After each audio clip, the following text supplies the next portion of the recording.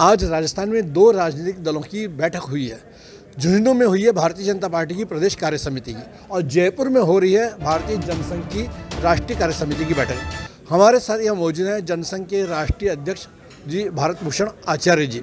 Doctor Bharat Bhushan आचार्य जी, हम आपका पहले तो राजस्थान में स्वागत करते हैं। आपसे जानना चाहेंगे कि आपका यहाँ जो आयोजन हुआ है उसका राजनीतिक क्षेत्र में कितना मैसेज जाएगा और आपने यहाँ जनसंघ का जो बीज बोया है इसकी फसल कब तक कटने की उम्मीद लगाते हैं? जनसंघ बेसिकली राजनीतिक परिवार को एक वैचारिक आधार देता है।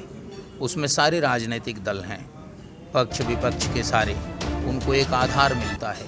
और रह गई फसल की बात, तो फसल काटना नहीं है। देश की सुरक्षा, देश की सेवा, देश की समृद्धि, देश की एकता अखंडता ही हमारा उद्देश्य है।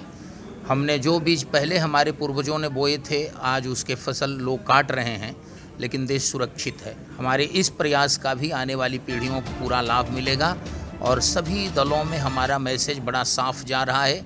विचारधारा की राजनीति हमारे ही केंद्र में है, हमारे ही इर्द गिर्द है, हमारे ही विचार के पक्ष या विपक्ष में पूरे देश की राजनीति की गोलबंदी है।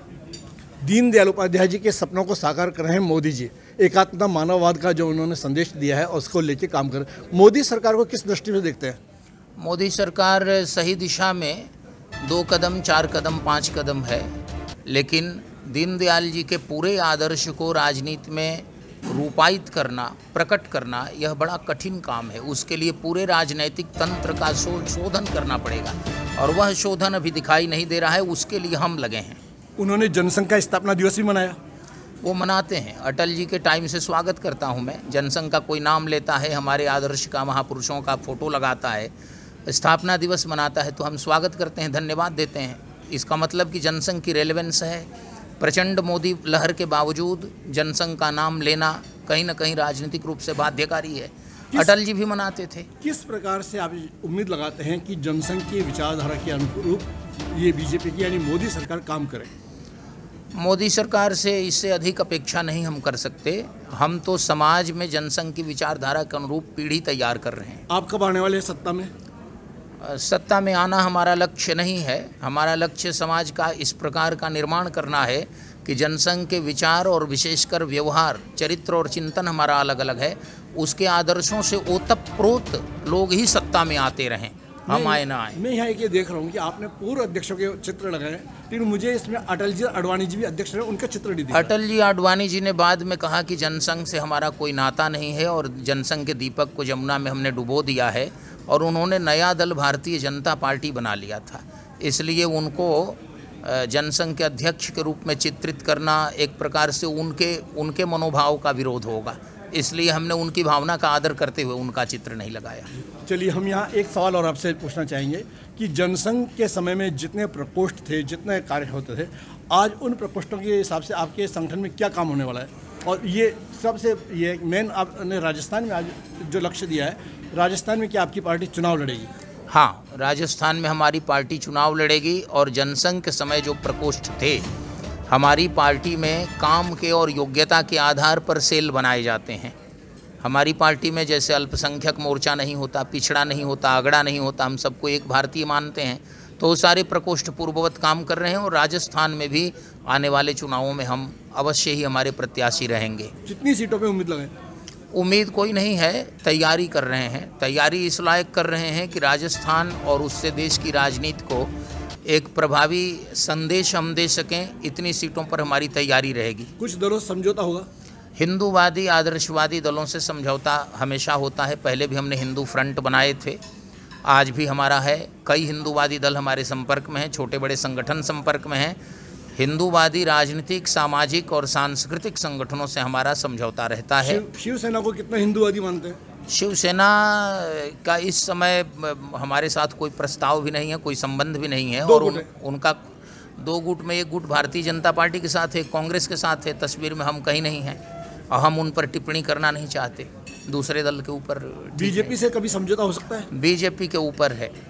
आप हाथ बढ़ाएंगे? हम हाथ नहीं बढ़ाएंगे। हमारा हाथ तो सबकी ओर बढ़ा है। देश हित के लिए जो चाहें उनके लिए हमारे दरवाजे खुले हैं, हमारे गले हैं, हमारे हाथ हैं, मिलने के लिए तैयार हैं। लेकिन वो चाहें तो वो आ सकते हैं। हम सत्ता सुविधा के स्थान पर सेवा, शिक्षा, सुरक्षा को तवज्जो देते हैं। किस चेहरे को लेकर चुनाव लड़ेंगे?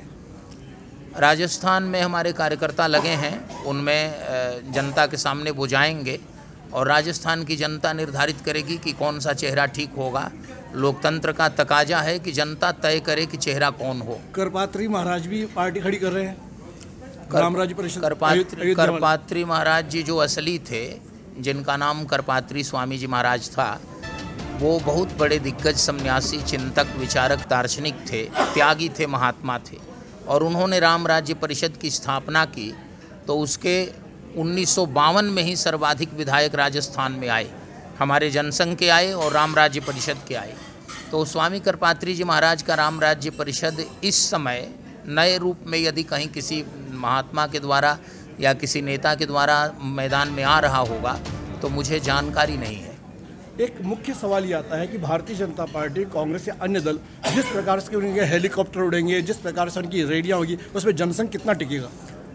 आपने देखा होगा कि अंग्रेज़ों के सामने जो मुट्ठी भर क्रांतिकारी थे, स्वतंत्रता सेनानी थे, उनकी कोई हैसियत नहीं थी, कोई औकात नहीं थी। लेकिन उन्हीं के आंदोलन के कारण अंग्रेज़ भारत छोड़ने के लिए बाध्य हुए। और बहुत बड़ा गीत अभी सुनाया जाता है, वो इससे भी अधिक आपके सवाल का जवाब है कि बिना ढाल, बिना तलवार, बिना ढाल दे दी आज़ादी, साबरमती के संत कर दिया कमाल। तो हमारे यहाँ चरित्र चिंतन से लड़ाई होती है, हेलीकॉप्टर से लड़ाई होनी होती तो कांग्रेस कभी नहीं हारती, क्योंकि साधन में न कांग्रेस कम थी न मोदी जी कम थे। मनमोहन सिंह 10 साल सत्ता में थे लेकिन उखड़ गए, और मोदी जी सत्ता में दोबारा तिबारा आ रहे हैं। क्यों आ रहे हैं? क्योंकि कहीं ना कहीं चरित्र चिंतन का असर है।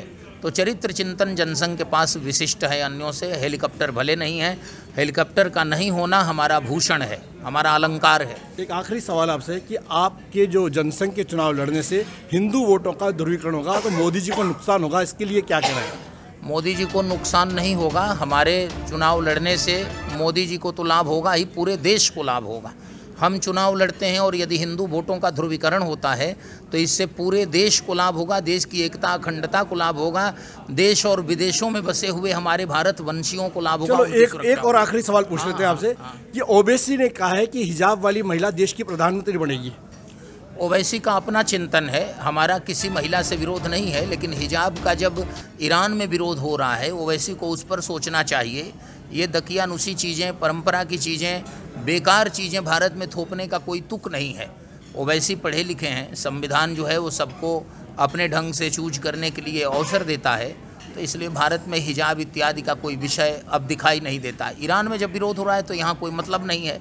पाकिस्तान, अफ़गानिस्तान, बांग्लादेश में वहाँ की औरतें, भारत की मुस्लिम महिलाएं किस प्रकार से उन कुरीतियों के विरोध में लड़ रही हैं, और जिसके चलते मोदी सरकार ने 3 तलाक इत्यादि ये सब ख़त्म किए, उसका मुस्लिम जगत में, विशेषकर मुस्लिम महिला जगत ने जिस प्रकार स्वागत किया, वह स्वागत ओवैसी के प्रश्नों का उत्तर है। लगता है भारत हिंदू राष्ट्र बन जाएगा?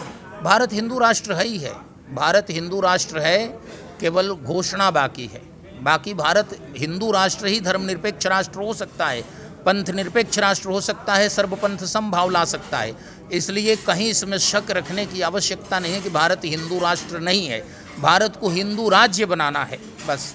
ये हमारे साथ में है भारतीय जनसंघ के राष्ट्रीय अध्यक्ष भारत भूषण जी, आपने समय दिया, आपका बहुत बहुत धन्यवाद। बहुत धन्यवाद, नमस्कार। तो दोस्तों, इसी तरह की लेटेस्ट अपडेट्स पाने के लिए आप हमारे YouTube चैनल को सब्सक्राइब करें A1 राजस्थानी। और इसके अलावा आप हमें Facebook पे भी सर्च कर सकते हैं, राजस्थानी करें A1 राजस्थानी। वहां जाकर आप हमारे पेज को लाइक कर सकते हैं और वीडियो को शेयर करना ना भूलें।